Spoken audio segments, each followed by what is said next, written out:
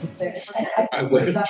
All right, welcome everybody. Public Facilities, Wednesday, May 13th, 7 o'clock. We're being audio and video recorded.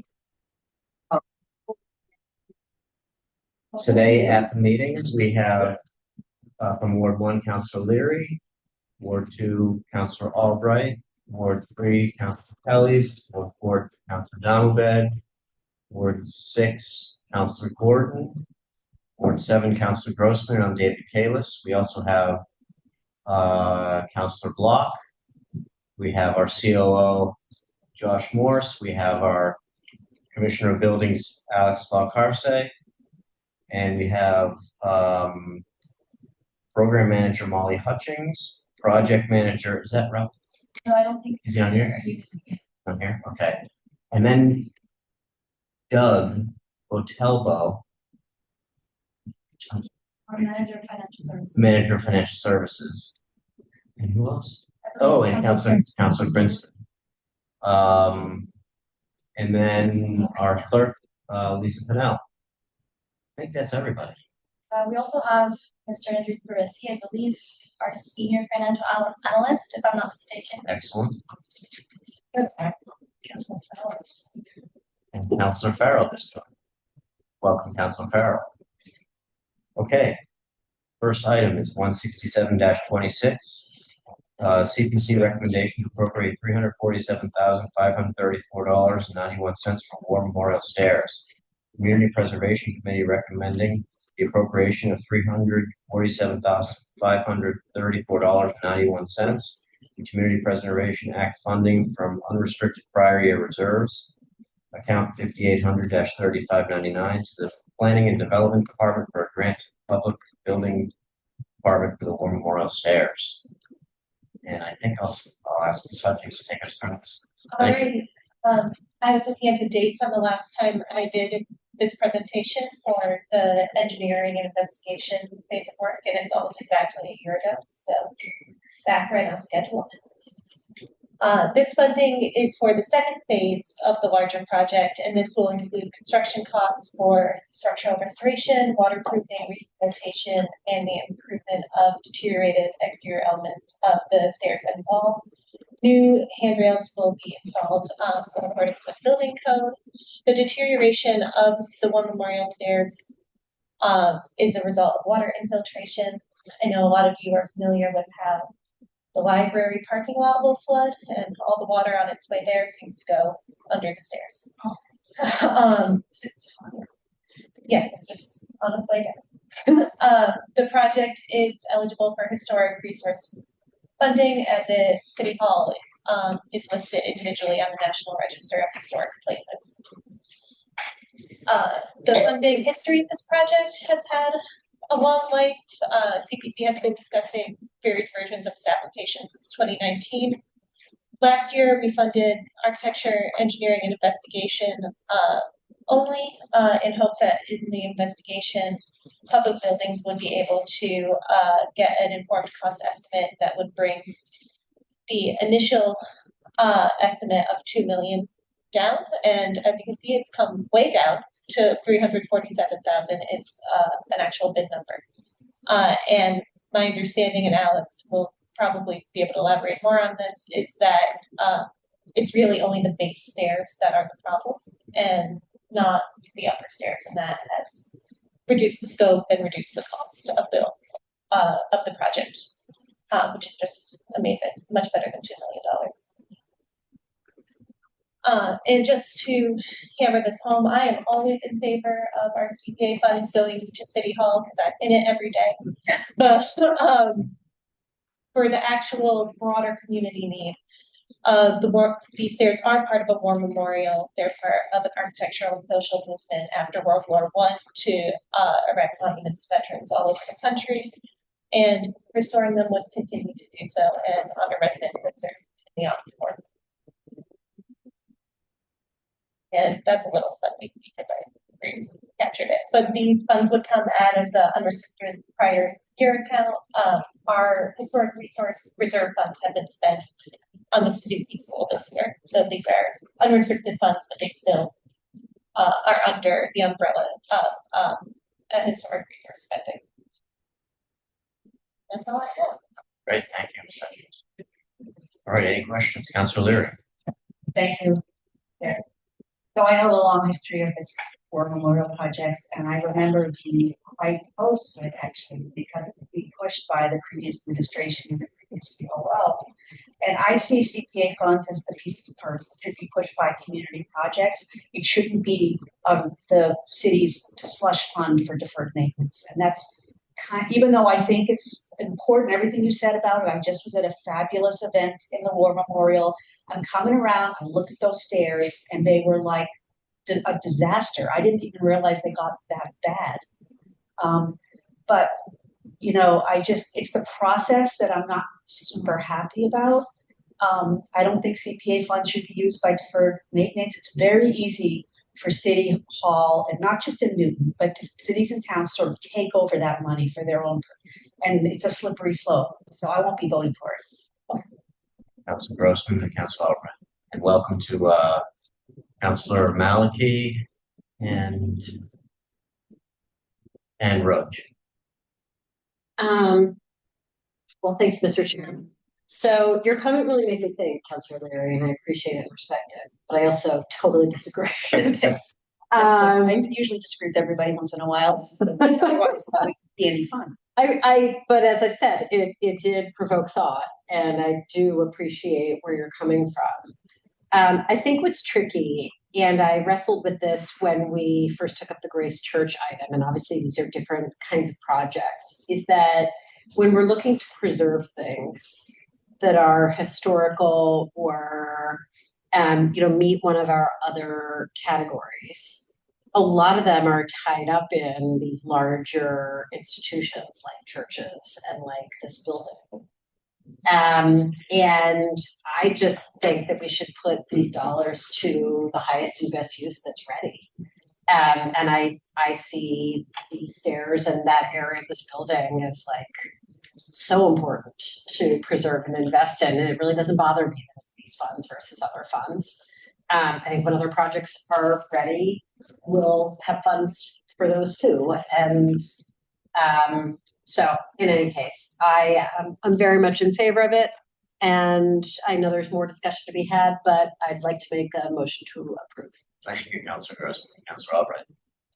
So in the write-up that I read, it said that usually we don't fund 93% of a project. We are doing it this time. Can you explain that? Yes, I can.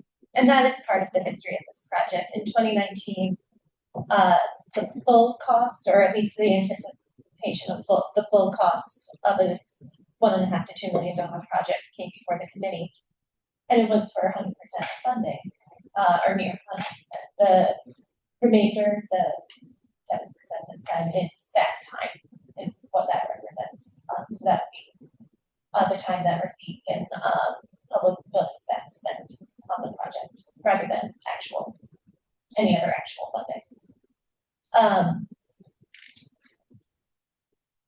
For private projects, and really a lot of other department projects, parks often as well, will put 50% of funding in, and CPA funds provide a 50% match. Josh will attest to this. We've had talks about how public buildings often receive a much higher match, but come in fewer times for fewer projects. The committee has evolved in how they think about that strategy over time. In 2019, they really wanted to see public buildings come with a 50% match for its projects. Now, the committee as it is now, we've had turnover, so this might change again, but the committee as that approved this project respected that the reduced paperwork of applying for fewer things and greater percent of funding. There are so many public buildings projects every year that are eligible for CPA funding, and we're funding fewer of them at a higher percentage.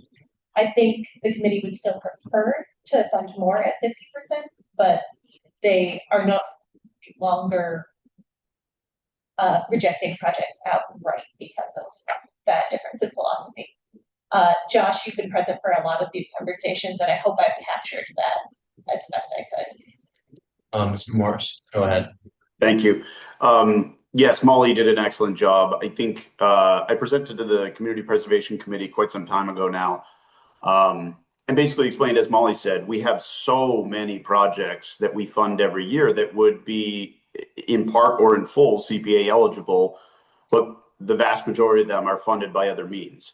If we were to go to the CPC and ask for a percentage, even if it was 25% of all of the eligible projects, it would far exceed the average annual CPA allotment to public municipal projects. So it's a little bit of, do you work less projects through CPC, less city projects through CPC at a higher percentage, or do you put more projects through CPC at a lower percentage, but ultimately for the same net amount of money? And that's ultimately the conversation we had with the Community Preservation Committee that led to them being comfortable funding this project at a much higher percentage. I'll also just say, for people's information, for those councillors who've been around quite some time, this project, I've worked for the city for 18 years. This one started before I started with the city of Newton. So while I could certainly say that maintenance would have gotten more life out of those stairs, I would say there are two things. One, that deferred maintenance was when I was a child, long before I came to the city of Newton. And then two, I would say, City Hall was built in 1932. We're approaching a century. So even with, and to the best of my knowledge, there's been no major project on those stairs since they were constructed in 32. So we got a pretty good run out of them. But again, I agree with Councillor Leary. Had my predecessors done a better job at maintaining it, the CPC and the Board of Aldermen would not have needed to fund the design work that started this project nearly 20 years ago now. So I'm not actually done with the first question, but you're leading me to my second question, which was the issue that Molly raised is that the water goes under the stairs down the hill. Is the water still going to go down the stairs under the hill, and what protects it this time? Yeah, no, it would not after the stairs are reset. So basically what happened, again, a very long time ago, is the joints of the stairs, the mortar joints washed out. And the reason why it's so important to maintain those mortar joints is that as water starts to get in and breaks down those mortar joints more, it starts to break down and wash out everything that's supporting those stairs. And then the stairs start to settle. And instead of having the stairs slightly pitched down the stairs so the water runs off and away from the building, they start to settle backwards. And that water then goes into the cavity underneath the stairs, which then accelerates the breakdown of the sub base, which then results in the risers starting to settle and become uneven, as you see out there. I'm not sure I understood the answer to that question. But what you're telling me is that the water will no longer seep underneath the stairs and do damage to the stairs. Why not? That is correct. Do you understand the answer? I think it's because because once the mortar is replaced and the pitch is restored. It's just about the pitch, it's not about the elevation. right. It's still got, the water's still gonna come here if the library parking lot floods. It's just not gonna seep in. It won't seep in, and in rain it'll run off, and it won't seep through the But cracks. the mortar will have to be protected, and from time to time, someone will have to look and see And that it's maintained, otherwise it'll eventually do the same thing. Correct, yes? yes, Okay, so that answers my question, so we need the maintenance. Commissioner Valcarti, we need the maintenance. But let me go back to the first one, which was the percentage. I mean, the stairs are embarrassing now, really, really embarrassing. I walk by there every day on my way from my house to the city hall, and it needs to be done, and I'm gonna probably vote for this, but I don't think the city should get away with 93% of the project being funded by CPC. It just feels wrong to me that the city gets, this wonderful benefit, and for churches and other people that have used this money, they have to pay 50% of the project. And I think the city, it's all the same money. It all comes from the taxpayer's wallet. So I suppose in one sense it doesn't make any difference, but it just feels wrong that the city should get away with paying 93, we should pay 93% of the cost with the CPC money. So I would hope that this is a message back to the CPC committee. Please don't do this anymore. Make the city pay more. We'll pass it along. Thank you, Councilor Albright. Councilor Donaldson? Yeah, thank you, Mr. Chair. I guess there are kind of two things about this. One is that I like the conversation that we've been having that recognizes the importance of City Hall as a public building and one that serves the community. The War Memorial and other parts of City Hall are community spaces, and we're constantly inviting the public into these spaces to be so that this building is serving them, right, in a similar way to a community center. And so I think that recognition suggests that there's real value in its upkeep, its maintenance, and both, correcting long-term historic deferred maintenance and a real plan for the future. And the other thing that I'll just mention is that I brought along an example today that I've had conversations with CEO Morris and Mr. Valcarce about, that I hope is something we can maybe have a conversation about later when we're talking about the public buildings budget, that recognizes, what do you do with a 100-year-old building that's really important? How do you plan for its future in a way that's cost effective? How do you make sure that you're not having deferred maintenance and that you're not having to, deal with things like the ceiling of this room on a frequent basis? So I think I'm generally supportive of the idea that we're going to get the stairs fixed. I recognize I don't have the history with this project and its funding story, but I recognize that this is something that needs to happen. I also think that one of the benefits could be a better community connection between the War Memorial and the outdoor space as well, in the way that City Hall's kind of campus functions. Hopefully that can be part of it. Councilor Kelly? So this has been before us the entire time I've been a city councilor, and I guess before then too. And I'm like, yeah, we gotta get this done. But my hesitations are twofold. One, similar to what Councilor Leary said, my particular peeve was when it used to be Parks and Rec coming to CPC all the time to fund all their stuff. I'm like, use the word slush fund. I'm thinking CPC is not a slush fund for the departments to get their work done. I don't like the 93% part of it either. I think it should be kind of a fair proportion, and I wish the departments wouldn't go to CPC all the time to do maintenance. On the other hand, I understand the importance of this building, and those stairs are in terrible shape. And as someone who has balance and stability problems, I don't ever dare walk on them because I think I'm going to fall all the time. The lack of a railing and the uneasiness, it's not just about the appearance, it's a real safety issue. So I agree it needs to be done. I don't like the departments always coming to CPC.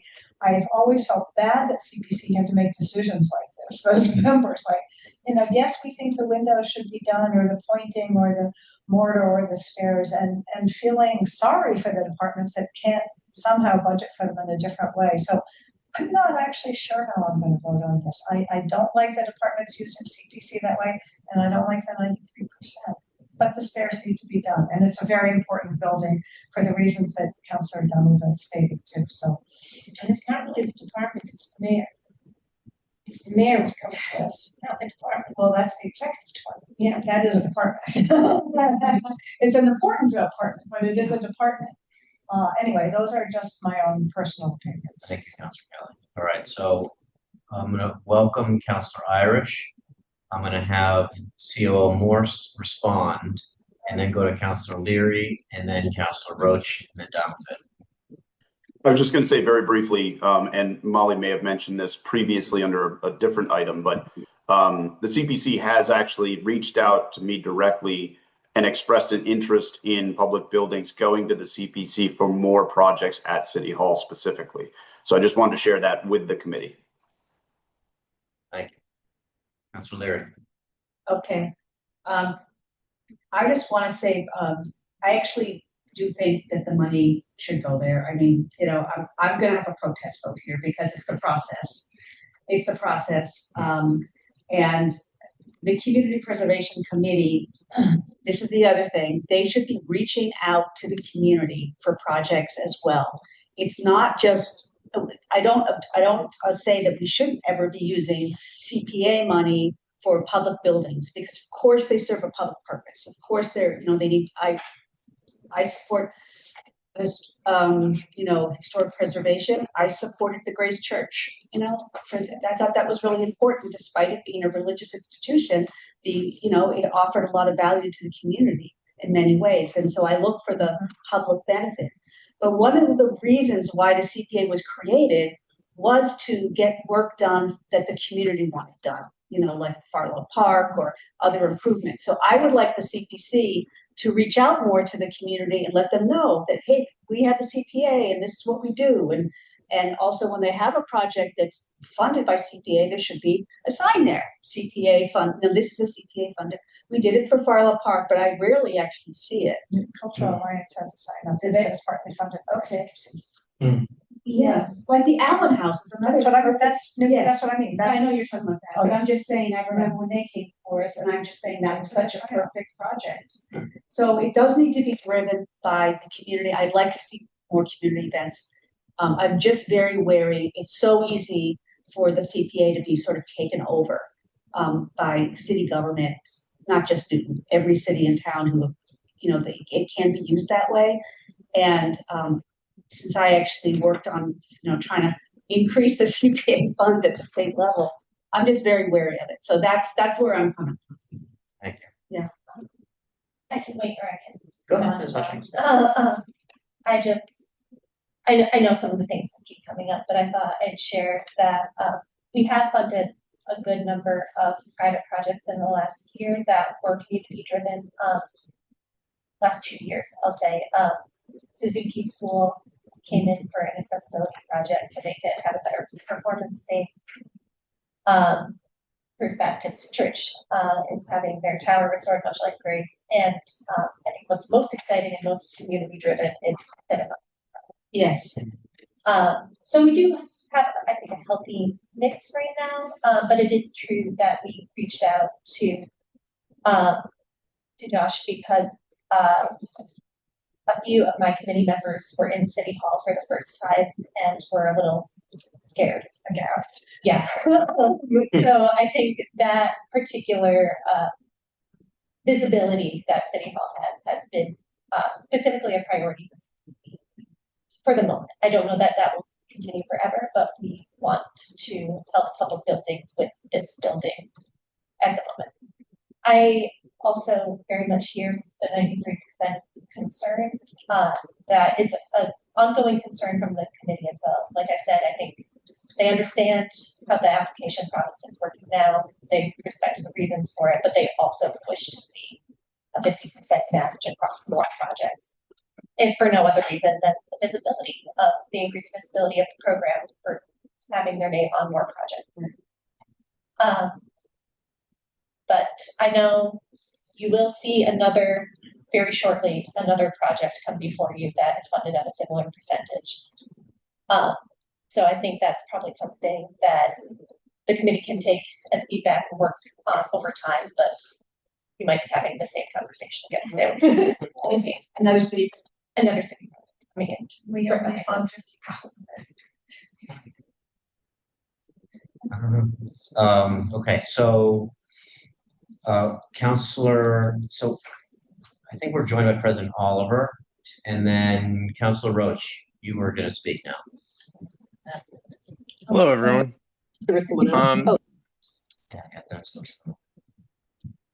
Hi, everyone.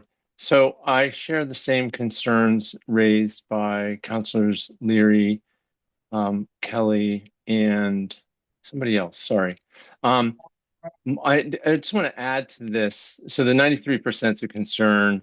The use of CPA funds for public buildings is a bit of a concern, but specifically with regard to City Hall, this is a building that desperately needs lots of work. And, are we just gonna are we gonna work through all of the different projects needed to bring City Hall up to speed, and continue to come back to the CPA funds?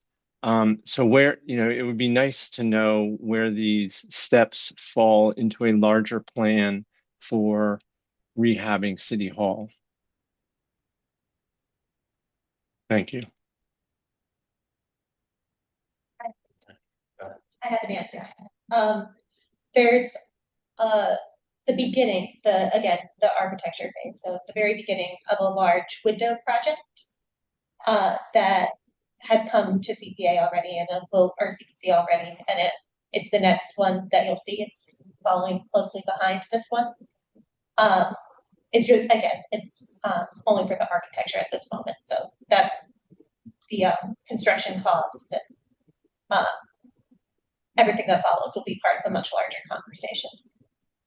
But Yeah, so that's a bit my concern is that we're going to fund. We have this, potentially millions of dollars to spend to rehab City Hall. Are we going to do it, one proposal at a time, one set of architectural elements at a time, and continue to go through CPC? Is there going to be a kind of comprehensive plan both for the architecture and the construction and the funding of all of these things together, right? I think this, the stair work ought to be considered in the context of the larger plan. Thank you, Councilor Roach. COO Morse, do you want to respond to that? I was just going to say that and I'd be happy to take this offline if Councilor Roach would like to. Our capital improvement plan has laid out essentially all of the major projects that would need to occur in City Hall. Certainly, not all of those are CPA eligible. I want to make it clear, our plan is not to fund the renovation of City Hall using CPA funds. In general, our high-level approach to any building, old or new, that needs work is to start with the envelope. Because if you don't have a tight envelope, making any significant investments inside could be jeopardized by any water infiltration that occurs from outside. So that's why our priority has been, councilors may remember several years ago, we did a masonry, kind of exterior masonry restoration. And we've actually been seeking the funds for the stairs and the windows for quite some time. Councilors probably remember that both the Community Preservation Committee and the city separately funded different elements of window, either design, early feasibility, or replacement over many, many years now. So again, I just want to be clear from the administration's perspective. We recognize that there will need to be investments in City Hall. I don't think that we're in a position right now to do a complete gut renovation of City Hall. But we do recognize that our plans need to be thought out, and we feel they are, at least at this stage with the exterior envelope. And we, again, recognize that CPA is not going to be able to, nor should fund all of the work that will eventually need to happen at City Hall. Thank you. Mr. Gordon, then Grossman, then Dowsett. All right. You haven't spoken. Okay. All of this is making me think, because I hadn't thought about some of the stuff that Councilor Leary brought up. My feeling, though, is having grown up here, that Newton has done a historically terrible job with historic preservation. And so for me, the fact that it's the War Memorial Steps, we're coming on 100 years, they need some love. And I think it's really appropriate that it actually comes from public funding, in the same way that just because a building happens to be purchased by a private party, I don't see that as necessarily more worthy.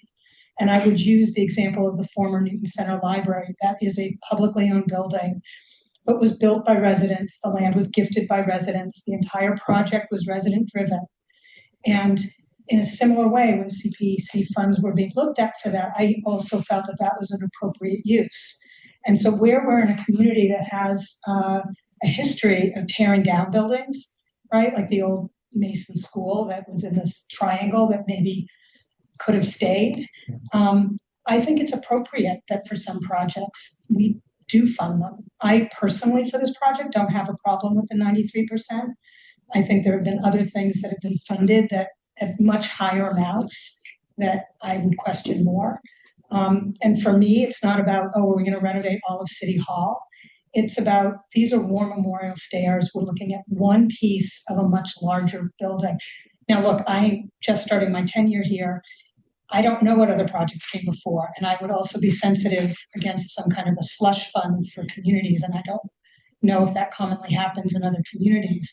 But for our community, I'm okay with seeing CPC funds go towards some of our more precious historical buildings so that we can keep them.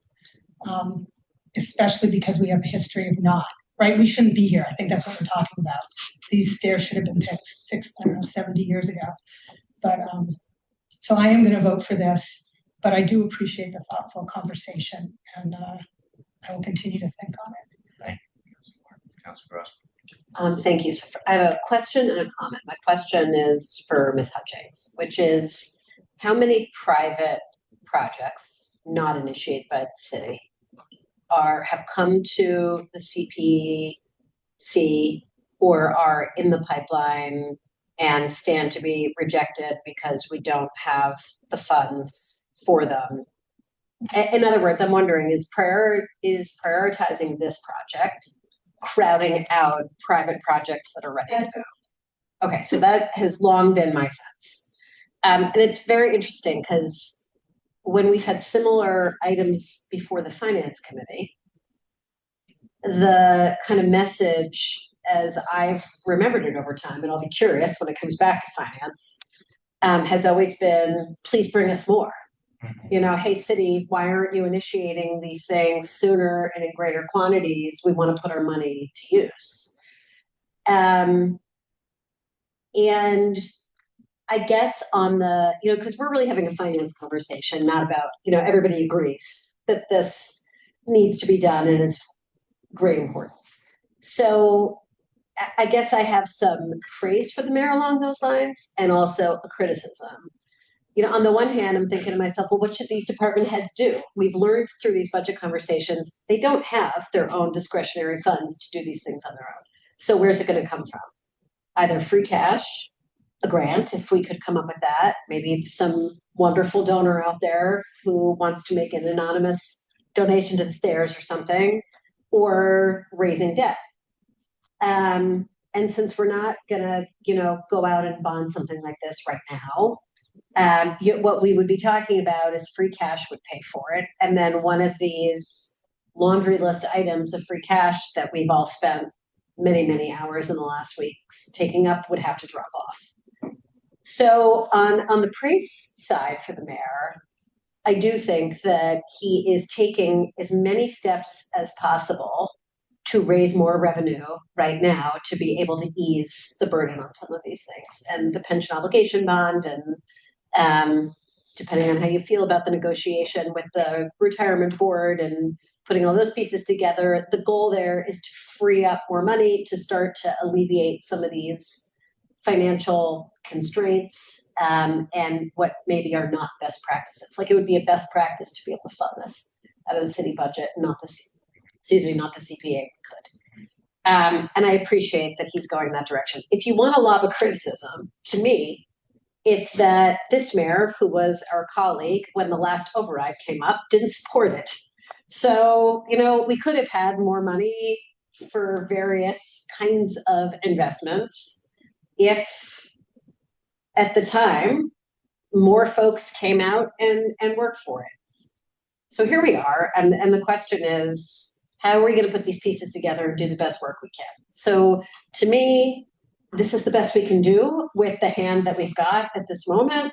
I think we're now headed in the right direction, and it's pretty clear to me that in some few years down the line, a whole other override conversation is going to have to bubble up, and all of these kinds of questions should be part of it. The last thing I just wanted to say, because I totally appreciated Councilor Roach's comment.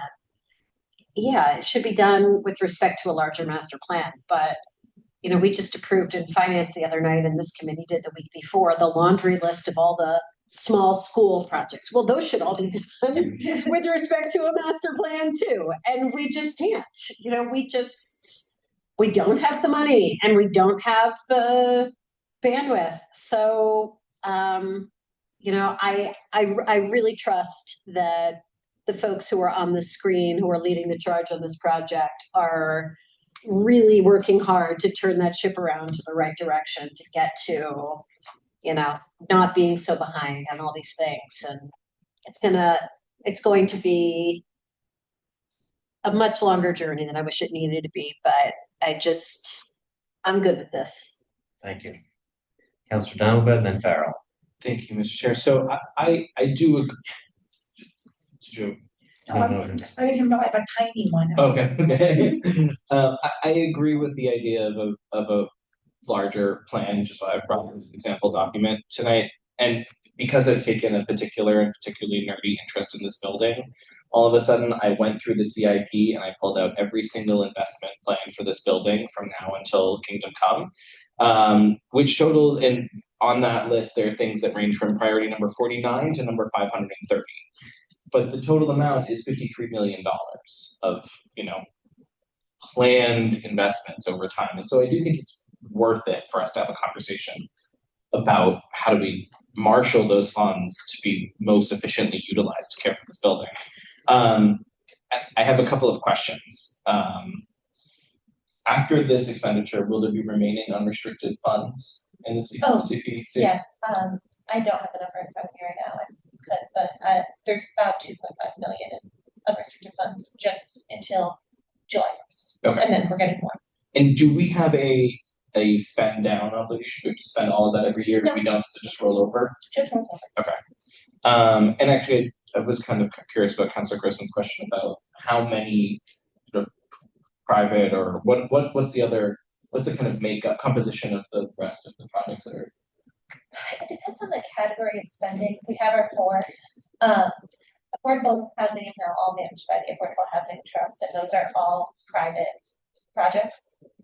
Our open space projects are almost entirely Webster Woods payments right now.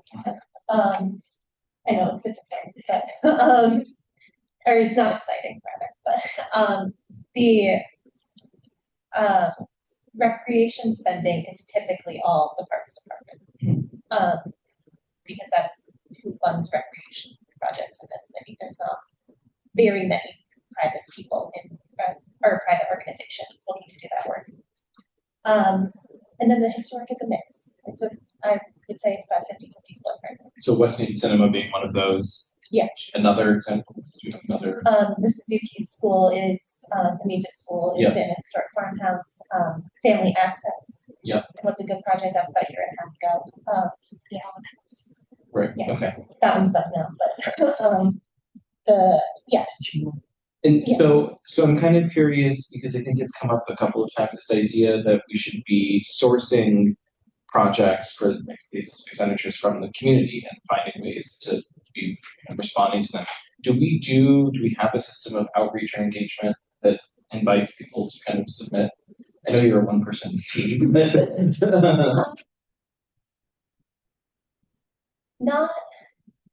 Not more than our noticing and meetings that we regularly have.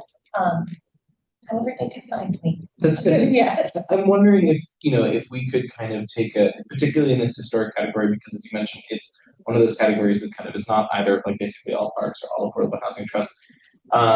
If we could kind of take a look at the city's historic resources, privately or publicly owned, and actually over the course of a year or two, do some outreach and send a letter and say, did you know that funds are available to help with the care of this important historic resource? And maybe here's 3 ideas for grants that other grants you could also find or something. Yes, I think it's great. It's also as I've been plugging the 25th anniversary of CPA in Newton this year, so it's a wonderful time for a catchphrase and a flyer, and all sorts of outreach. I did just as you just have a thought. I'd like to slightly modify my answer about if any private projects have been turned away. Nothing's been turned away, or nothing's been outright told no, or anything like that. But we have somewhat cautioned applicants that we probably only have appetite for one multi-million-dollar church project at a time. But that's about it. and then my last question, and we'll bring it back to this project, is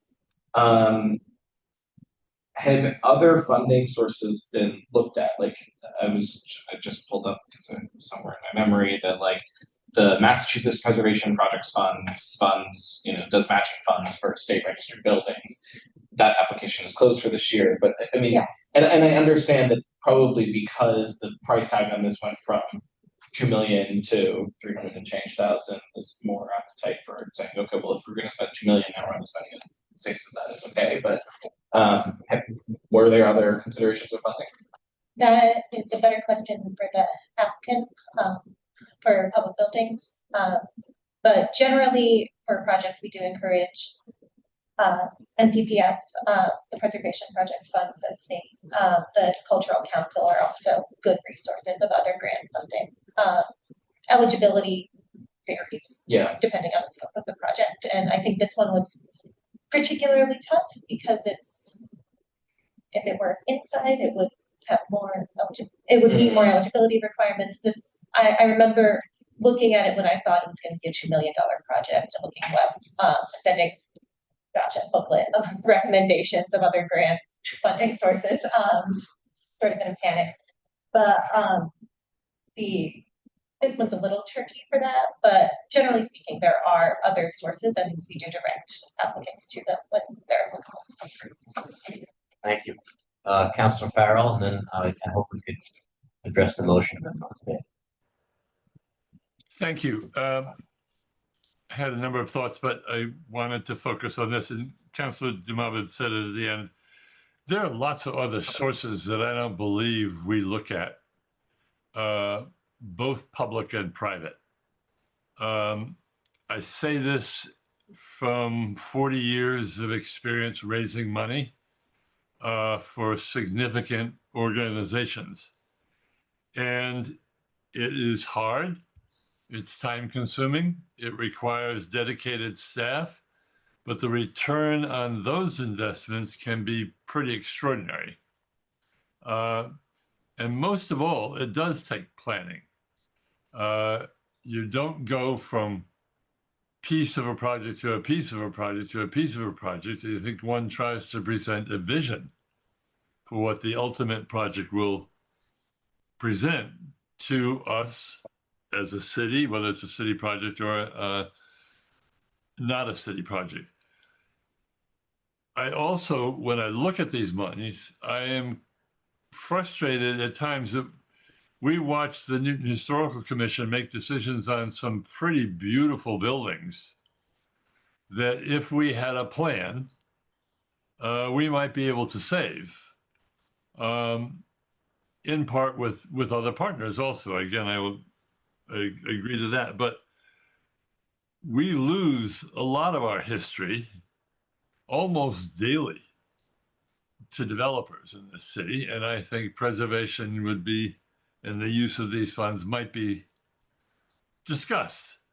But mostly, I too, Councilor Dumabit, have gone through parts of the CIP and look at some programming and say, I'm pretty certain that the city, if it wanted to, put together a capital campaign for a particular program or project, could raise very significant funds.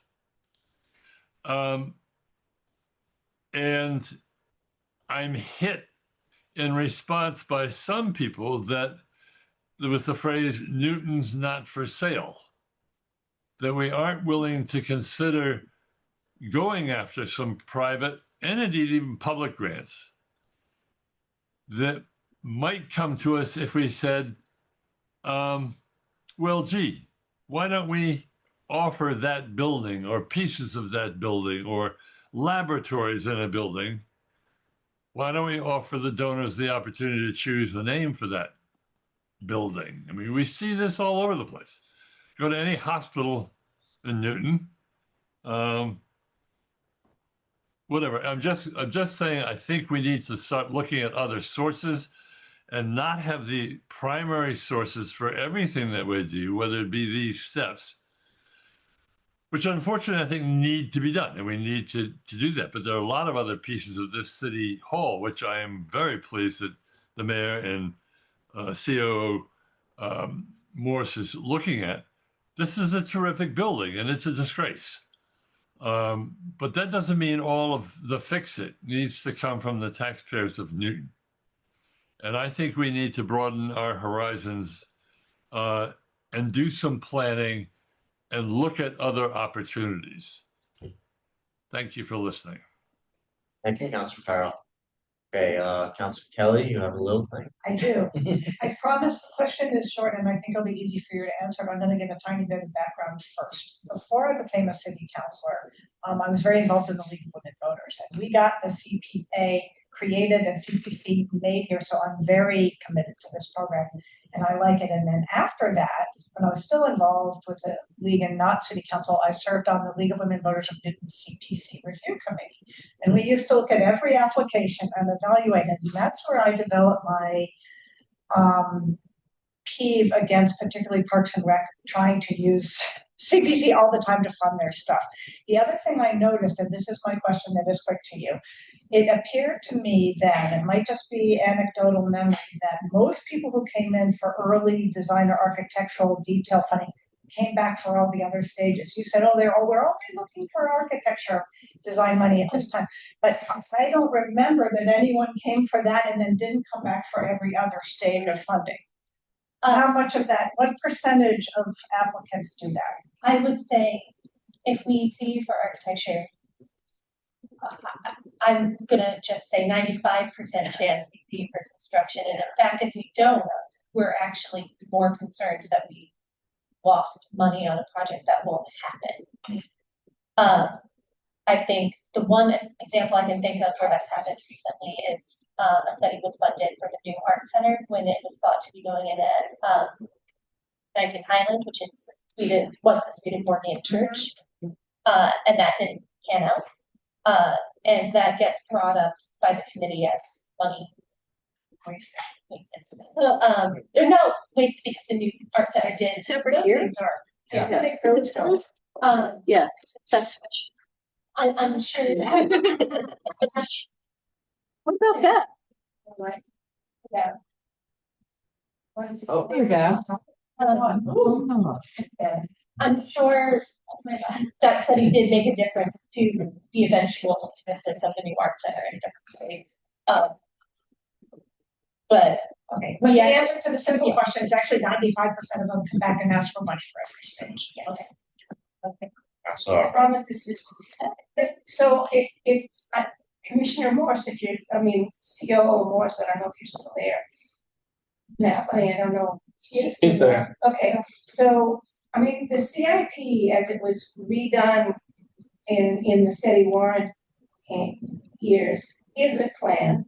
It is a comprehensive plan for our capital needs in the city. It is a master plan for the needs of our city, for the schools, for the public and then public buildings. So it's not that we don't have master planning, we do. What we don't have is $1 billion it would take to fund it all.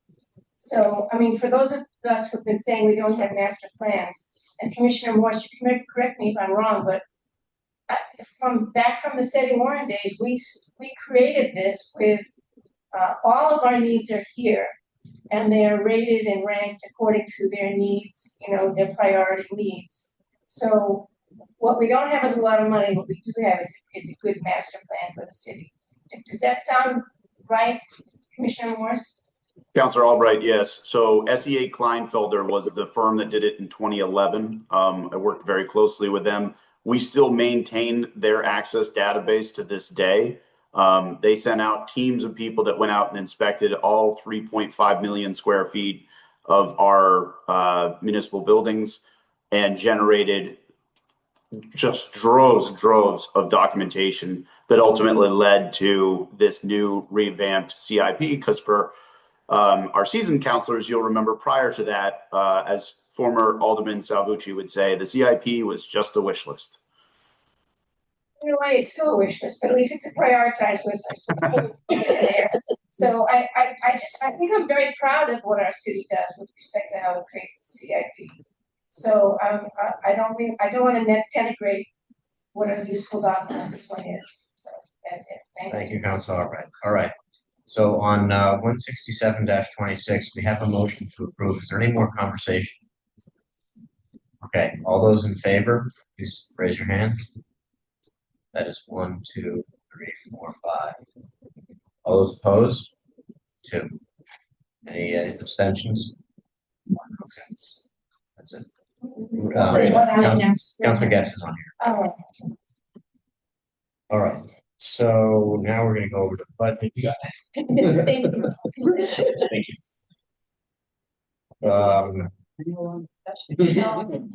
I'm thankful. Thank you very much. All of it. So, items 1-26 is honor the mayor submitting the FY 27-31 capital improvement plan pursuant to sections 5 of the city charter. Item 154-26 is honor the mayor submitting in accordance with section 5.3 of the city of Newton charter, the FY 27-31 supplemental capital improvement plan. 155-26 is honor the mayor submitting in accordance with section 5-1 of the city of Newton charter, the FY 27 municipal school operating budget, passage of which shall be concurrent with the FY 27-31 capital improvement plan. Effective date of submission 4/21/26, last date to pass the budget 6/5/26. At the end of our discussion tonight, we will be requesting a straw vote to accept the Department of Public Buildings budget of $7,150,836, the supplemental CIP and the CIP. Let's get started. I invite Commissioner Arce to the screen. Thank you, Councilor Krinsman. First, I would like to just say it's an honor to represent public buildings. It has an outstanding legacy, and all the folks in our department are very hardworking and very outstanding in all the aspects of the things that we do within the public buildings department, including our capital projects and our maintenance and repair work, and the custodial services and all of the operational aspects that the department does. I'm going to see if I can share my screen.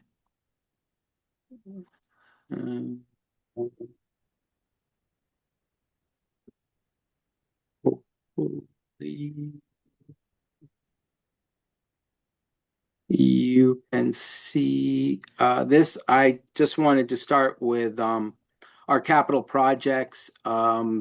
This is a recap of what we've accomplished in the past year and what we have going on, which is quite extensive. As you all know, we have quite a few projects that we are working on.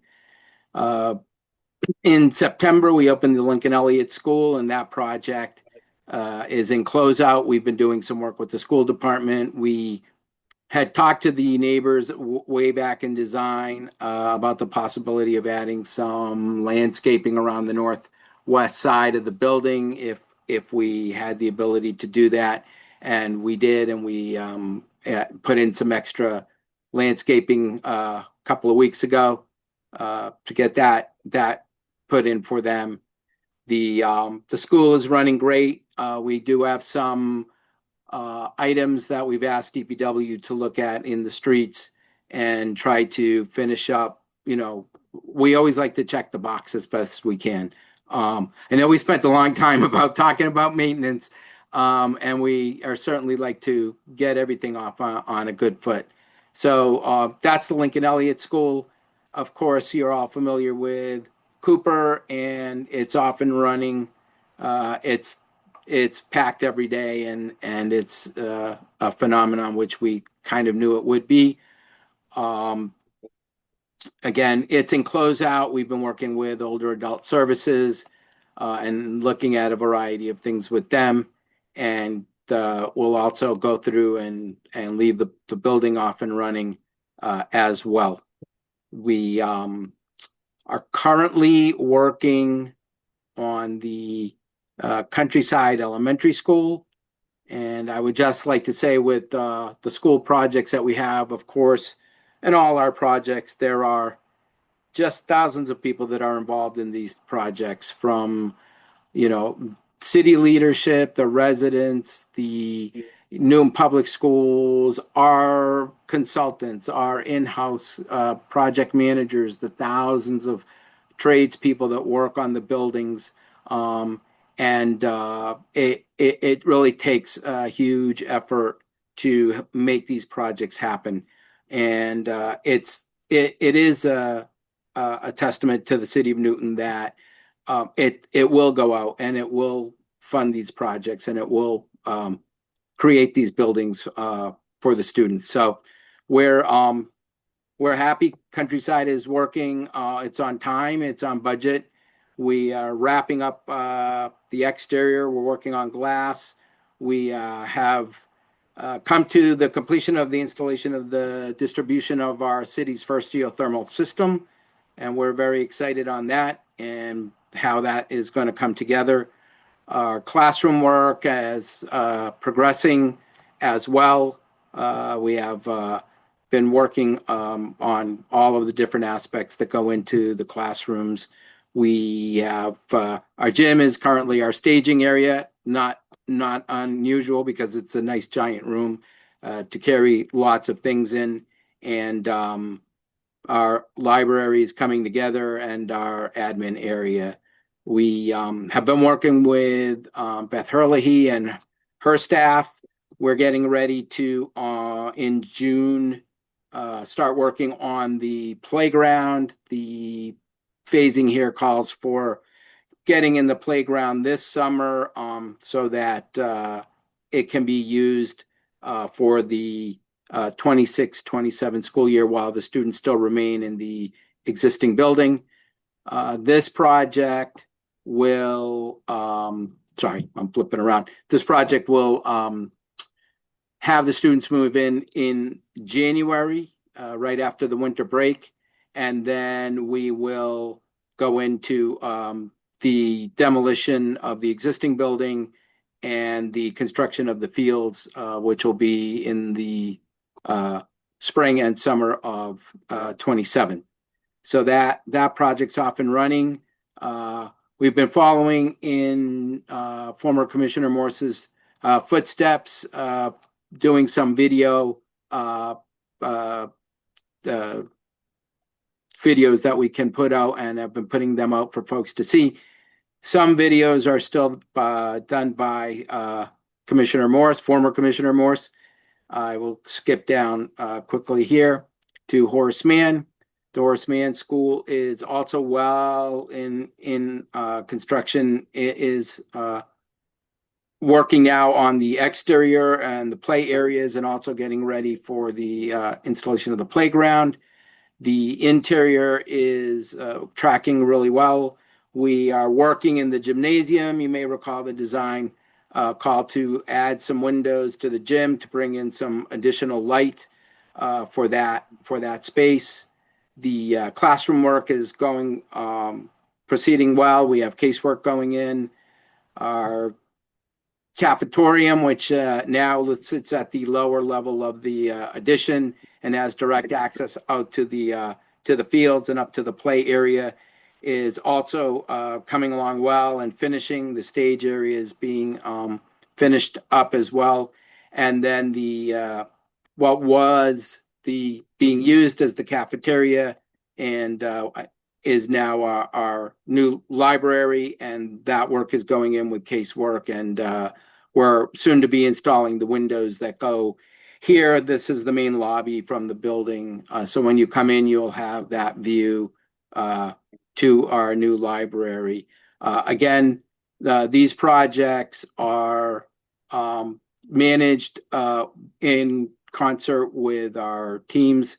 Tom Rooney has been working as the primary PM for Horace Mann, and Victor Imperato has been working as our primary PM for Countryside. And of course, we all back each other up because we work very horizontally in our department, which we have done for many, many, many years. We're going to move on to Franklin. Franklin School is up, also well on track. This project, the school will open right after the February school vacation. And then again, the existing building will be eliminated and demolished, and then the fields will be put in place. And as these projects start to wind down, the second phase of these projects has far less numbers of construction folks on the site, and the activities it's all in doing site work, but is not as hectic as the management that we're in right now. And so as those projects start to close up and go into closeout or go into their second phase, then we will be able to transition our PMs onto the initiatives that we looked at in the past 2 weeks that we will be ramping up, hopefully once approved by the full city council, to get those initiatives started. Again, working indoors is continuing right along, and we're looking forward to getting the folks into this building as well. The staff, Principal Chitty's staff is great. Mark Nardelli at Horseman is great. They of course are over on Pearl Street right now, so they didn't have to quite sit through the construction, but Mark Chitty, the principal at Franklin, has been great to work with, and we've been able to keep them involved. We just had a walkthrough. I know Deputy Commissioner Rooney had a walkthrough with the principal and the superintendent and a number of the elementary ed folks from Newton Public Schools. So I will stop sharing there. I don't know if you have any questions or anything regarding our current work. And I also provided within the backup our lessons learned, which is a tool that we have used and refined for many years. I know some of you have seen it. It's very long, and I'm not going to dive through it all.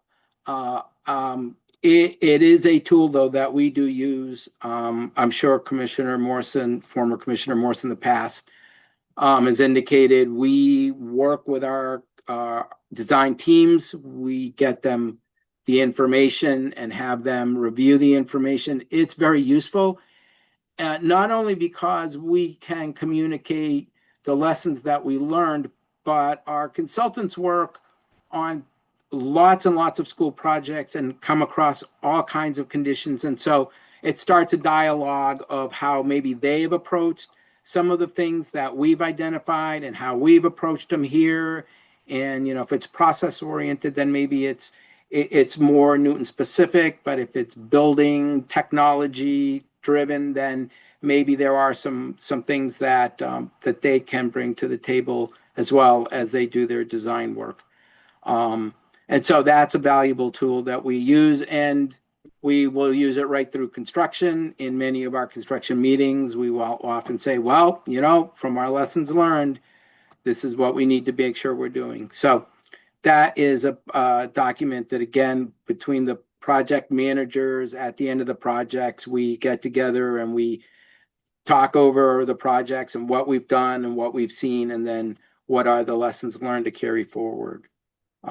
And then the other document that I provided, which again is customarily from public buildings, is our under $75,000 projects. Those are the projects that are funded through, when we look in the budget, are in our capital expenses. It goes back as well, I think, to time of maybe Councilor Crossley. Always the question of, can you do more? How, can you ever, if you had all the money, could you just get it all done? The work can never all be done. You just have to keep picking it off and And obviously, things come up every year. So I think in that list, a few things came off and a few things have been added on, and we'll continue to work on those items. So again, if there was any questions with any of those items, I'm happy to answer them, or we can go and look at some, discuss some high points in our in the budget. Wherever Thank you, Commissioner.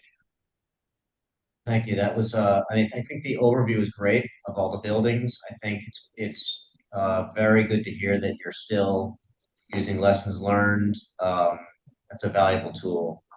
I would ask if you could, I guess, you don't need to go into detail on the budget. I think we'll have a lot of questions, but any highlights or that you want to point out of changes in the budget, that would be good. Yep. That's exactly where I'm headed. Thank you, Councilor Krinsman. That's Katie. Oh, sorry, Kalis. That's okay. I'm multitasking. So in our budget, there are some changes. Most of it is related to the some changes in our staff primarily, and I'm happy to kind of point those out, and we can look in a little. There's a little more story if you look in a couple of detail lines. I won't dwell on it too much. So our proposed recommended budget for 2027 is $7,150,836. It's increased by $272,406 over last year, which represents a 3.96% increase. So call it 4%. Within our, if you look in the summary line under the public buildings total, you would see that there's a change in expenses of $152,000, and that is really made up in the costs of the additional water and sewer costs under schools, which we can look at, of $115,000. And there is a increase in expense at under the city hall maintenance of $35,000 in electrical cost. So, and then there's a $2,000 difference in some of our expenses between public buildings admin and municipal and our municipal maintenance.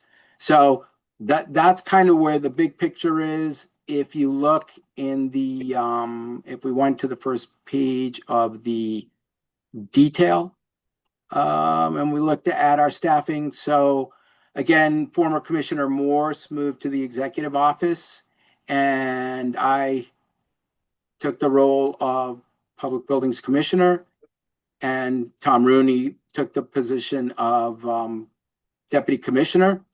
So this $114,000 reduction basically is the result of those moves, and you know, the normal increases in salaries. But the high level takeaway is that for this year, we have one less project manager, which we are not looking to fill this year. Again, as I mentioned in our capital projects, with the transitioning of those projects, either wrapping up or their phases wrapping up and having less activities and ramping up our new ones, which will always take some time. We have the ability to really figure out where we're headed and what the need might be. Finding people for project management in our department is, you know, you really want to look long and hard, and they are not easy positions to fill with the sort of level of experience and expertise that we would be looking for. But I'm confident that we will, you know, transition through. This is very much similar to when we did Ainger and Zervis and Cabot. We sort of were transitioning through, and then we were able to, pick up the staff that we needed as we moved along. I mean, that kind of is really that piece. There's an addition of $28,000, which is funding our part-time sustainability work by Bill Ferguson, who last year was funded for half the year, given that he had retired. He has been working with Sam Nyman and works closely with us on the energy-related matters in our projects. I'm going to skip down to municipal maintenance. And in municipal maintenance, we have a staff increase of $91,411. So we had also some moves. Our previous superintendent of maintenance retired, Steve Regan, and Jay Bradley, who was the assistant superintendent, was promoted into the role of superintendent. Jay has been working in public buildings for many, many, many years, and is running the maintenance operations now. And we promoted our carpenter, Mike Antonellis, who's also worked here for many years. So he was promoted to the assistant superintendent for maintenance, and he's now accounted for up above in our public buildings admin. And then we were able to hire a new carpenter. It was a long standing employee of DPW who applied, and we were able to fill that need. So again, there's just those changes really in staff and some salary and some moving a bit around, and the benefits that go along with it are all also in there. So in the benefits section. Other than that, as I said, the biggest operational expense is the water sewer service for schools. So we're budgeting at $115,000. So that's the change there. And we have also made a few adjustments in custodial services. We picked up and filled some of the custodial space slots that we have available. We moved from the main library. If we look there, we converted a custodian from part-time to full-time. They moved to City Hall. We recently put out an offer this week for the other City Hall custodian that we have a vacancy for. And so we've rounded out our custodial staff as well. And there probably is a question. I mean, the remaining budgets all under our police custodial and parks rec, and those do not have any significant changes. There is a section, I know many of you are aware of it, but there's a part in our budget which is entitled Custody of Surplus Buildings, which sounds kind of interesting. These are city buildings that do not have any department specifically assigned in them. So those buildings are still under our, under public buildings, and the expenses there are primarily paying the utility bills. We have some R&M budget to obviously do repair and maintenance, and there hasn't really been any changes there. Those buildings are the village libraries, so Woburn Village, Arbordale, and Onantum, and those have tenants that rent it. So I know it shows up in the section under the revolving accounts. So lastly, we have Cooper, which is now funded for its custodial service again throughout the whole year. It opened in December, so it opened in the middle of last fiscal year. So that has been, and we've added custodial coverage there for the building. So that's the major changes, and I'm happy to take any comment, any questions. Thank you, Commissioner. All right, Councilor Albright. Thank you, Mr. Chair. So the buildings, the homes at the Walker Center, are they in the custodial buildings? Where are they?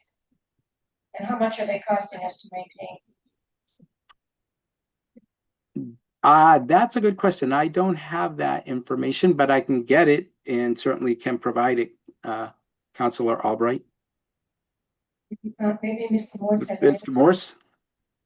Yeah, it hasn't been that long since I left public buildings, so I can answer that one. So the Walker Center properties are still, they are under the care and maintenance of the Public Buildings Department. There's very little cost right now. There's a very small amount of, I believe they're on oil, so oil costs for keeping them at temperature just to prevent any freezing. But beyond that, we're doing routine checks of the buildings to make sure that there's no damage. But I will say the only other thing that, and it would be very difficult to tease out, is Parks and Rec does do very, occasional mowing of the yards and a little bit of snow removal, but it's not, that's not specifically carved out in their budget, but relatively modest at this stage. But we're just making sure that those buildings don't deteriorate worse. We're keeping them up to snuff, and so at some point they might be useful. We're making sure that they don't get any worse than they are now. They certainly, they need some love, as you know, but we're making sure that we're not putting them in a worse condition than we got them. All right, thank you. And thank you, Commissioner Valcarce, for going through all the budget. That was very helpful. Councilor Gordon. I just have a quick question.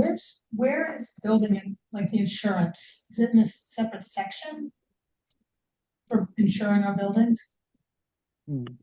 Well, that is probably with the comptroller, because the entire city is insured. But we, about 2 weeks ago, went through the list with Steve Curley of our buildings, and then when they come off and when they go on. So when projects go into construction, typically, if we're, removing the building, it comes off our insurance. It's under the contractor's builder's risk insurance. And then when we finish the project, it comes back onto our insurance. But that would be through the comptroller. For the expenses for the custody of surplus building, we wouldn't track the insurance for those, like the libraries that are being used by the community. That's just, we don't look at that as an expense for those buildings. Okay, thank you. Commissioner, Okay. can you just talk to the revolving funds? You mentioned one in your opening statement, but there's two there, the Mass Energy Resources Grant. Yep, I certainly can. So the Mass Energy Resources Grant is the Green Communities Grant. So this is the one that is $500,000. So currently there's authorized here $500,000 in funds that we can use when a grant is accepted.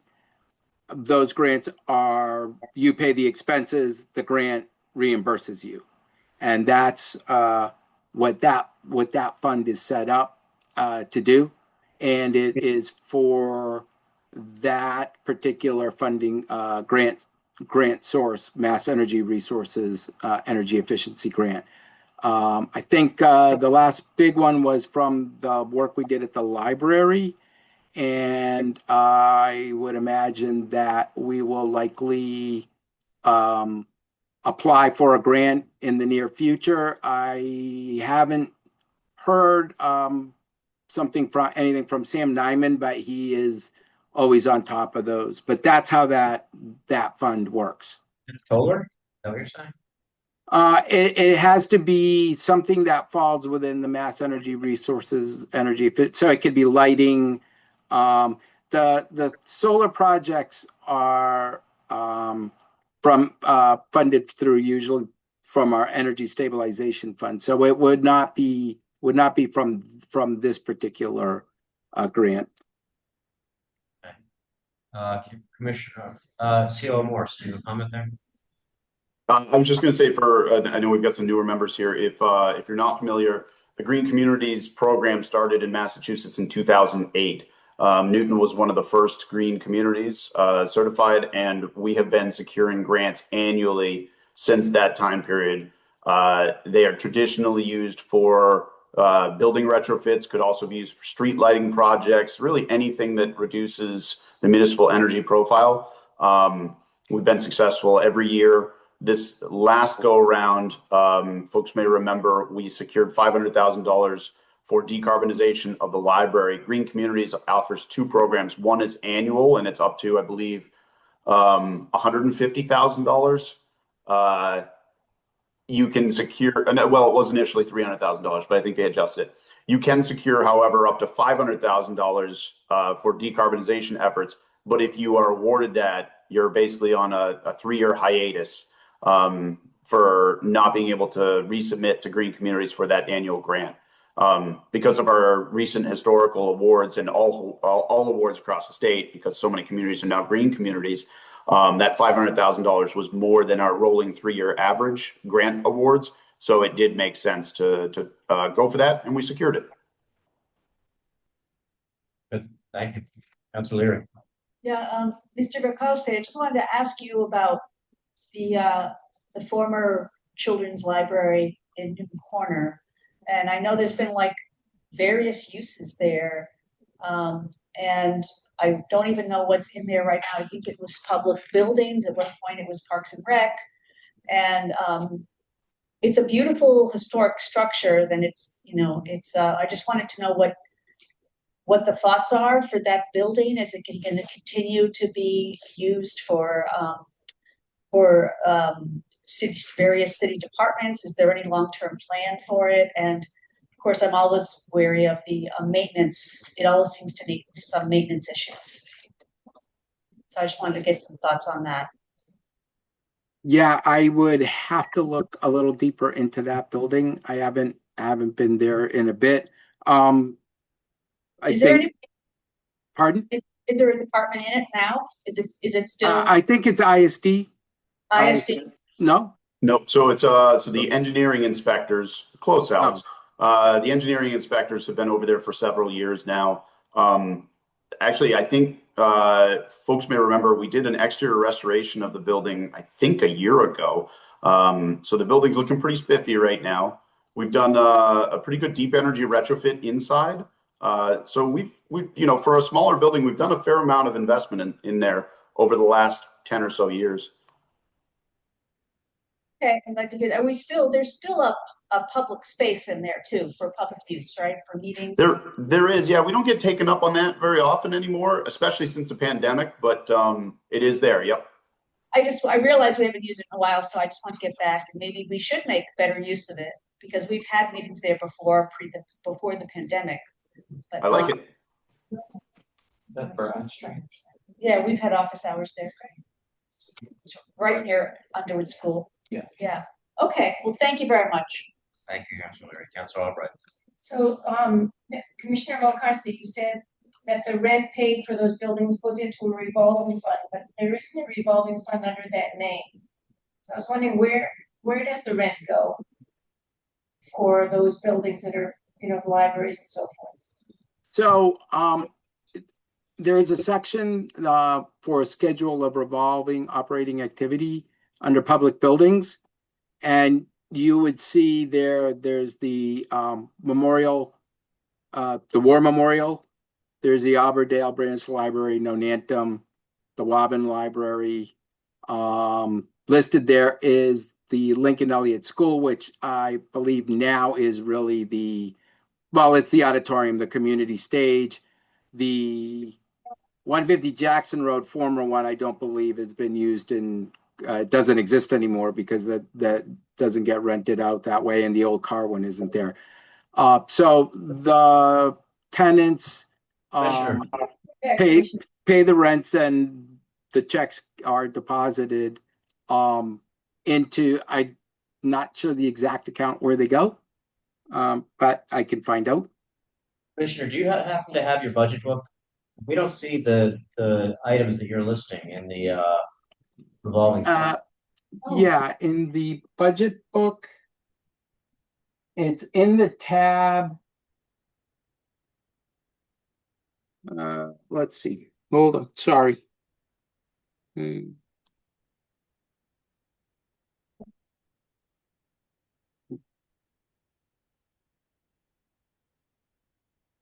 Okay.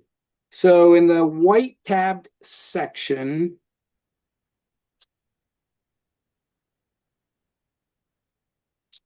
the first page had the grants that you had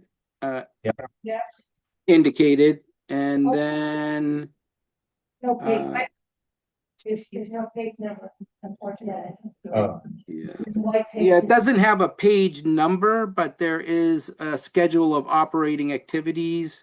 Page 438 in the budget book. Doesn't have a number. 438. Pages aren't paginated, just for next time. It's really hard for Anyone to find stuff in it because of that. So for next year's budget, we're all suggesting paginate. So can I? Message received. So how did you use this money? What's the goal? What is the planned usage for the revolving fund money? The money basically covers the the custodial care and some of the maintenance and repair. It doesn't really make a lot of money. The rents are pretty modest, and you could see like the Auburndale Library one actually if you look on the page, you'll see that it's in the negative. So that one's frozen. We'll use our custodial staff to cover that. And then when they pay the rent every month, then the money will go in there. I could get more information from the comptroller, from Steve Curley, but I do know that the rent comes to us and it gets deposited. Just curious to know what it costs to what does it really cost to maintain those buildings? Is that somewhere is that the 500 of it?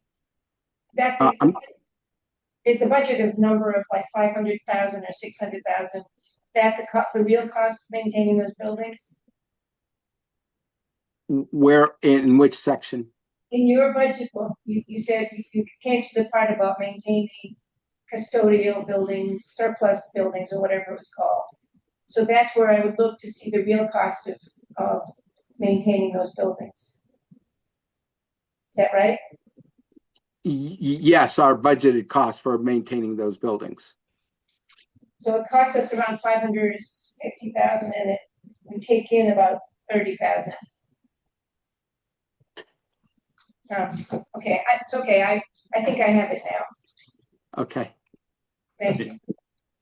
Councilor Albright, I want to make sure it may have dawned on you, but I want to make sure everyone else is up to speed. The $500,000 in our custody of surplus buildings for electricity, I want to assure you that it's not, our branch libraries are not consuming $500,000 a year in electricity costs. So I believe that has more to do with our net metering credits and having an account that we can bill against. Ultimately generates money, but we have to have an account to bill against. But we can get you details on that if you're curious. But in general, the cost to maintain our branch libraries on an annual basis is pretty modest. We For some of them, we have air conditioning. The ones that have air conditioning are a little more expensive just because they consume a little more electricity, but not all do. For the ones that don't, it's about break even. For the ones that do, we lose a little bit. At the same time, though, I would just point out, like the Nonantum Branch Library, half of that building is used by the police department for their training facility. The Waban Branch Library, the basement is used by public buildings, so kind of half the square footage is used by our staff. It's a wood shop down there for the trades. Over at Auburndale, it is truly operated as a community library. There's a lot of non-library events and city events that we have there as well. Back to Waban, polling location. So it's a little bit of a mixed bag, but ultimately it's not a major money pit. And I think they're pretty important buildings to those neighborhoods. And I know you're not suggesting that they're not, but so I hope that helps. They're almost like they're community centers of a sort. Exactly. Thank you. Yep. Thank you, Mr. Morris. Other questions? Councilor Donovan. Thank you, Mr. Chair. Okay, I have several questions, and they're in all different kind of parts of this conversation. The first one is, I thought that the lessons learned document is my first time seeing it. I thought it was great. I was very happy to see that the design column had the most lessons learned. I think that that's correct, and that second was construction. That also seems correct to me. I'm curious though, how is that lessons learned document actually used? Like, who reviews it? Who learns from it? How are the lessons in fact learned? Or is it for us to just know that someone's documenting things? No, I think I said it. So whenever we start a project and we, have it on board an architect, and it could be someone that has done another project here, we give them our list of lessons learned, and we ask them to go through them and come back to us, and if they have questions, and it usually will create a dialogue. As I said, we'll look at it through our lens, and as the owner, we're essentially the owner, and they look at it through the design lens, and then, we said, yeah, we've solved it like this, or, we ran into it this way. Okay, this is how we address this in our projects typically, through the specification or through requiring more samples or, any number of things, right? So it creates a dialogue. It's not just something that we write down and then put on the shelf. And we all remember them. And when we get in the early meetings in design, often one of us will say, that's really not going to work because we really, cannot have these kind of roof intersections, or, you really can't, have openings in such a way, or, I know electrical, the lighting designers typically have lights and, and then you have to say, well, okay, but how do we get to them? Right. So it's used, they're used. That's excellent. And then could you just clarify for me a little bit?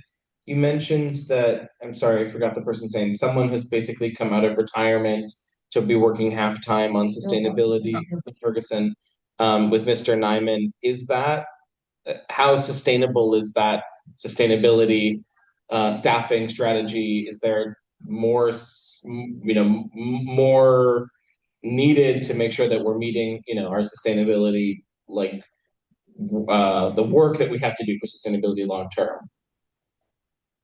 I mean, for the moment, Bill he was in public buildings for many years and did many of these projects and energy projects. So he's a good resource and has been working with Sam. It's probably not the long-term solution, just clearly because, he is retired and eventually will say, okay, I don't want to do any more on this. So it is an area to be looked at. But for the moment, I think we're covering the bases, but it's a good question. Certainly one that we'll need to think about. Great. Okay. Well, just glad that we should just have eyes on things like that, I think. It's not unusual for us to do that. To pull someone out of retirement. Yeah. Yeah, I've started to notice that, which is why things like the lessons learned document institutional knowledge, really important and I valuable. learned not to paint handrails. Yes, yeah, right. And then you brought up schools, Commissioner Valcarce, and it's really great to see that we have all of these schools moving forward and they're wonderful. And it seems like we're also thinking about many more school projects going forward. And I just kind of wanted to understand a couple of priorities around how we're thinking about those things. You mentioned playgrounds, and I know playgrounds have come up with our visit to Williams recently. When are all I know that all of our playgrounds going forward are being planned with accessibility in mind, but is community engagement, and particularly engaging the COD and other people who have lived experience with disabilities, part of the strategy for how those playgrounds kind of, how the thinking around those playgrounds works? Yes, in our working groups, we include always, also recently retired, our ADA coordinator. And we also have participation.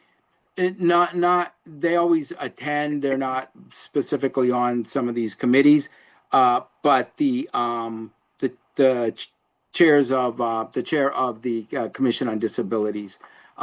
And we constantly get feedback with them as we're working through putting the playground designs together.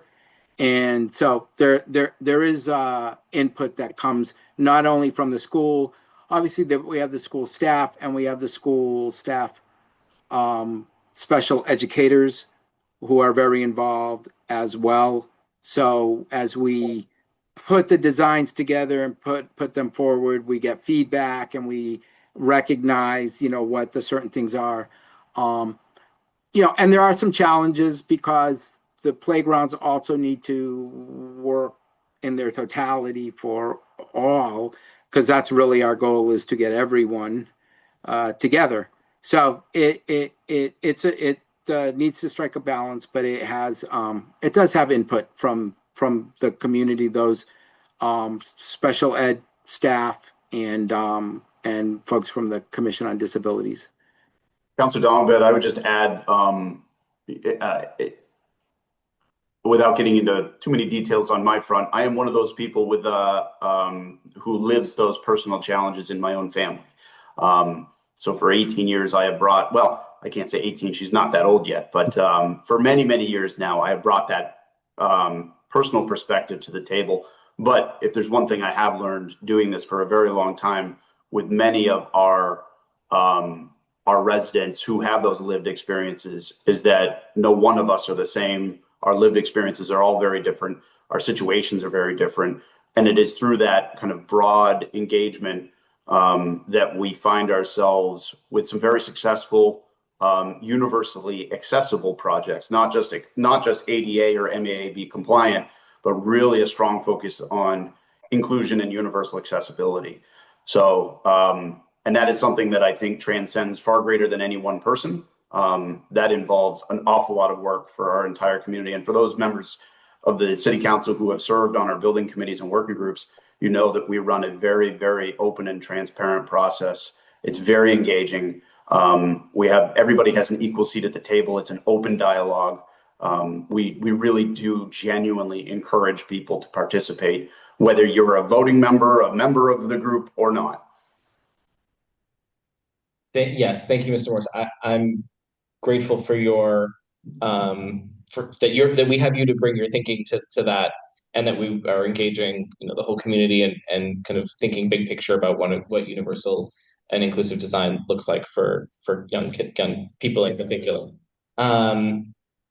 So it's great to hear. And the other two things I'd like to understand, and I'm bringing these up because I want to know if there's like a budgetary, if there's professional development needed or sustainability efforts needed or something. I'm curious, as we're thinking about new schools, how are we thinking about things like capacity for washing utensils and plates, because that came up in the school budget meeting about buying composting material, compostable things that were then not composting. So maybe that's not the best solution. So the things are, but the washing, and then also gender inclusive bathrooms are those things that we're thinking about, and do we need resources around them? So the gender inclusive bathrooms, the last designs can be used that way. They're flexible. Again, some of this goes to the school department, that goes directly to the Newton Public Schools and, their policies. So we, as a good designer, you build in flexibility, right? You design flexibility so that you can, utilize it in different aspects. The the plate washing and those things, again, some of it is, from Newton Public Schools. We have lots of conversations around them, and whether the water consumption is more sustainable than composting. If it's trays that are compostable. So again, it's a conversation that we have as we do work on each project. I don't think we've come to a universal answer. I know that we have limited, we're not washing all the trays and all the plates and all the silverware at this point. What I would say, Counselor, just to be very clear, it is not a question of resources on our end whatsoever. This is a question of educational program and school department policy. And in both cases, this would be something that the school department would need to work with the school committee on.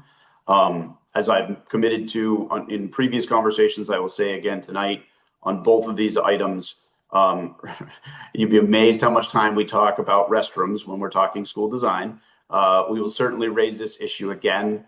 I think what you will see if you look at our newer buildings, we do have a higher volume of single-use restrooms, but the school department and school committee have not made a transition yet to all gender-neutral restrooms.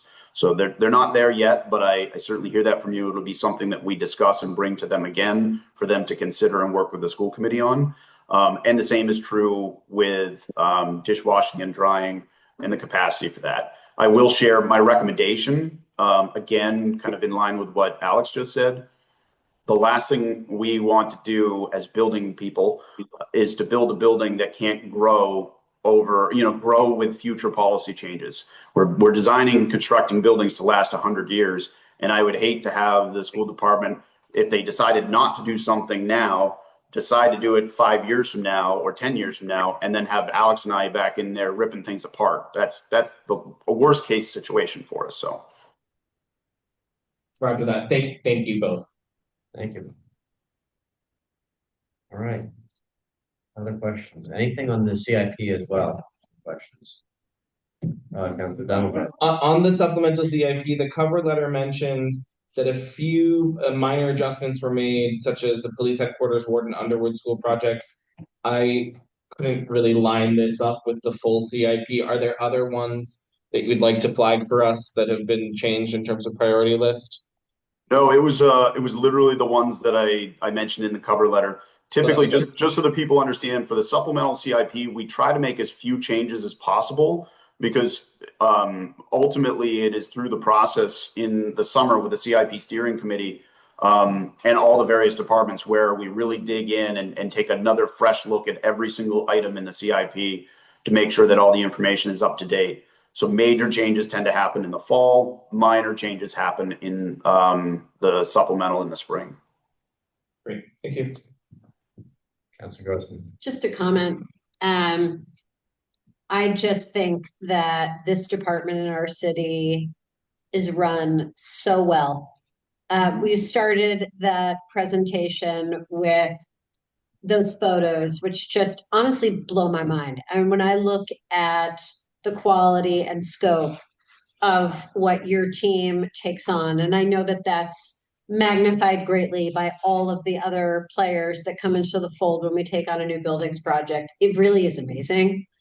And your team has just supercharged our progress in the city in terms of tackling these things. And every one of them is more beautiful than the next. It's so impressive.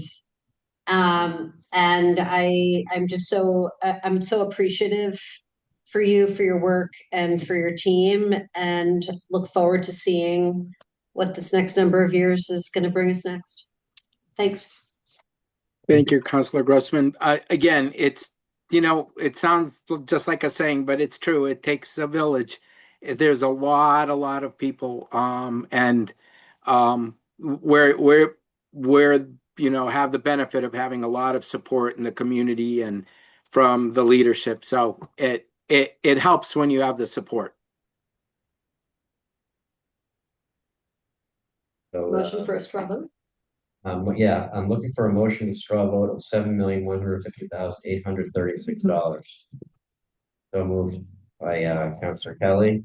So on the straw vote for the budget, the supplemental CIP and the CIP. All those in favor, please say aye. Aye. Any opposed? Any abstention? All right, that's unanimous. Thank you. Thank Great you. job. Thank you. Thank you very much. Thank you very all much. very everybody. much.